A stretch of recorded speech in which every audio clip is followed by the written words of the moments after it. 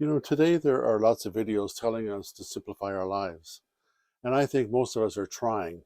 We're all searching for a simpler life. But we live in a busy world. Every day pulls us in different directions, and we're constantly deciding where our time and energy should go.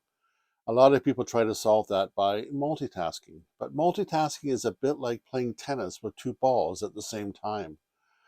When something really matters, doing two things at once usually means neither gets done well. So if doing more isn't the answer, what is? Let me share a simple story with you. Once upon a time, a man met God. God asked him to take a wagon with three small rocks to the top of the mountain and gave him a map for the journey. The man happily started down the road, pulling the wagon behind him. Along the way, he met a friend who said, I need to get my rock to the top of the mountain as well. Could you take it with you? The man kindly agreed. Then another person asked, and another, and another, and soon the wagon was filled with rocks. The load grew heavy, the wheels dragged in the dirt, and the man who started the journey singing now felt defeated and exhausted. Finally, God came alongside and asked, What's wrong? The man said, The job you gave me is just too hard.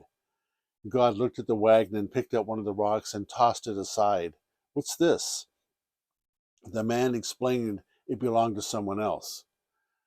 God continued unloading the rock after rock until only the three small rocks he had given him remained in the wagon.